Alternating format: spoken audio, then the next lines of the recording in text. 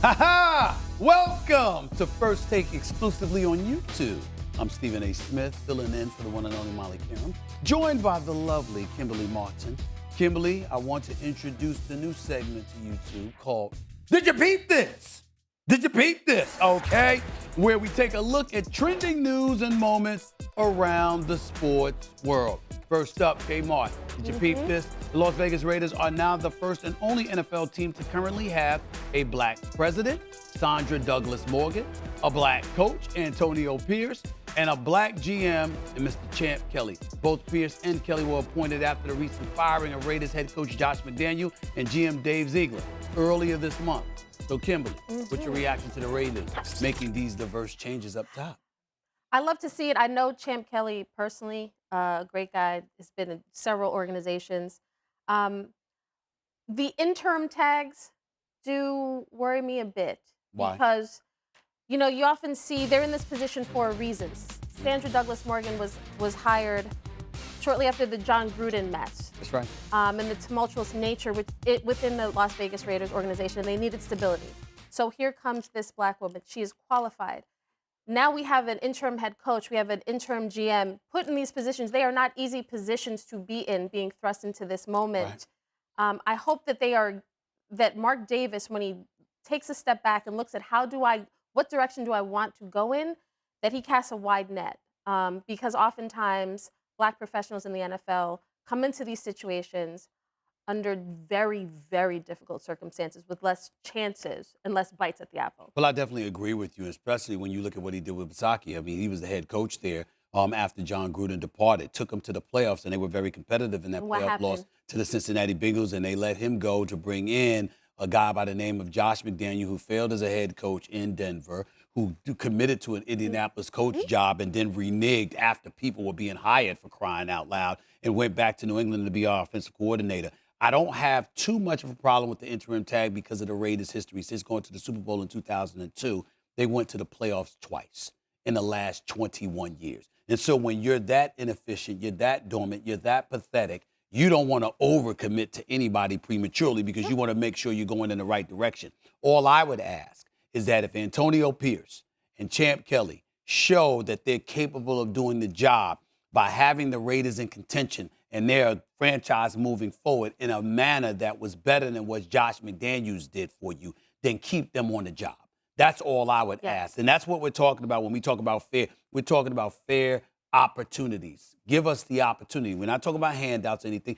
Give us the opportunity. You put us in this position, and then when we get there, treat us like you would treat somebody you wanted to have the job. If Josh McDaniel was doing whatever it is that Antonio Pierce and Champ Kelly end up doing, if you would have kept Josh McDaniel in that job, make sure you keep them in that job. Think about just Devontae Adams in the last few weeks, how he has looked in that locker room. Yes. The reaction from players.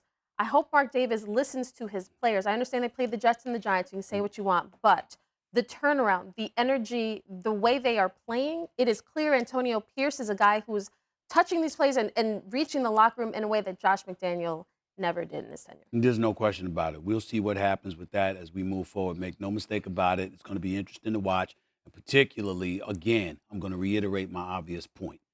Fairness is what it comes down to. Treat everybody the same. That's how we make the world a better place, when we're able to look at you and say, you're treating us like you would treat anybody else. That's what it comes down to. Let's go to the NBA. Kmart, did you peep this? Carmelo Anthony is teaming up with New York talk show icon The Kid Mero to host his new podcast, 7 p.m. in Brooklyn, a digital series talking hoop.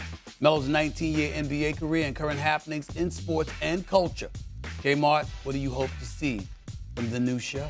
You know what? I love when athletes have these ventures because you get to see a different side of them. And it's not just a sports podcast. They'll talk about culture. I'm actually quite surprised, Stephen A., that Melo didn't think, let me team up with Stephen A. No, I didn't have time. Oh, okay. I didn't have time. Okay, then I didn't have time. He didn't ask. But even if he had asked, I would have said no. I would have said no. I didn't have time. Now that I think it through, Carmelo's probably like, team up with Stephen A. That'd be good. You know what, Stephen A. He has too much. He's Brock. Is it Brock? Brick? Which Brick. Yeah. General Hospital. Not. Yeah, I have to go back. I have to go back at the end of the month. They think about giving me some He love knew. scenes. He knew that you were too busy. They think about giving me some love scenes. I just want to throw that out there. I mean, it's just. Did we need to know that though? You know what I'm saying? I mean, you need to know everything. It's Stephen A. I mean, well, it's Stephen A. It matters. Well, go ahead. Well, I'm excited about this. I'm excited to listen because we get to hear a different side. Like Carmelo Anthony, I'm from New York City. You're from New York City. Granted, I'm from Brooklyn. From Queens. Yes. Not as congested. Go ahead. But I love seeing New York guys talking about not just New York-centric stuff, but sports and culture and life in general. And I think Carmelo Anthony is a guy. I went to Syracuse too. You know, you didn't go to Syracuse. No. You don't have that connection. I do. No. Where They just invite me and pay me to give speeches there. But go ahead. They invite me to go back. I get to get my master's. Okay, go ahead. But it's exciting for me as somebody who watched him win a championship at Syracuse and just to see his growth as a person. Right. I'm excited to listen. Carmelo Anthony is one of the best people I've ever covered in sports. I mean, why do you say that? Because he's class personified. There's a lot that he could say, and there's a lot of things he could have done over the years. And he refrained from all of those things. And he didn't have to be coached by PR folks and anything like that. That's just not his nature. He's universally respected and loved by an awful lot of people in the NBA. I thought his career, I think he could still be on an NBA roster making a contribution personally. But he was not much of a talker. That's the only thing that I find interesting about this. He wasn't much of a talker when he was playing professional sports. I'm interested in seeing what are you really, really going to say now. Donovan McNabb is a name that I'll bring up as well. Donovan McNabb is one of those guys that never had much to say when he was playing. But if you talk to that brother off the field, he got a lot to say. I'm interested in seeing if Melo is going to be as forthcoming with some of his opinions and thoughts, doing a podcast, because when he speaks, you should listen. So as two former beat writers, what frustrated me most was when I knew guys had stuff to say. And they did. And they said, Kimberley, I'll just wait until I'm done playing. Do you think Carmelo, because it just takes time, it just takes the perspective with age, that guys feel comfortable, they've lived a little bit? It might be, but the point is that I'm questioning, the only reason I'm questioning the potential success of this, and I'm rooting for him because I always root for Carmelo Anthony, but the only reason I'm questioning the potential success of this is that are you going to be forthcoming? Are you going to go there? And are people going to be interested in listening since you never really said much when you were playing? But he has had moments where he has said much. And I think that this is going to be one of those things that we should be listening to. So I'm looking forward to it. I'm a fan of his, and I will always support Carmelo Anthony. It's just that simple. Show is set to premiere December 7th. Kmart, did you peep this, by the way? Take a listen to Doc Rivers, former coach of the Philadelphia 76ers, now our colleague here at ESPN, talking about letting Dennis Rodman babysit for him once upon a time. Listen to this. Doc, you got to tell, who did you hire to be your babysitter? Or not your babysitter, your kid's babysitter? Well, it was a one-time thing, but when I was in San Antonio, I wanted to go out, and we used Dennis Rodman for one night babysitting Austin, which explains Austin and some of our kids. I don't know if I'm parent of the year or the worst parent. I'm going to go with worse. I'm going to go with worse, Doc.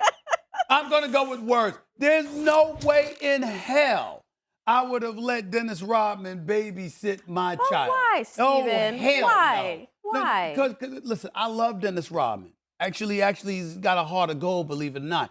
But he's just a bit too wild, too eccentric. And rules and regulations, but within one night, he'd have kids breaking all types of rules and stuff like that. It'd take about 2 years to get him back in line. Hell no, I ain't taking that chance.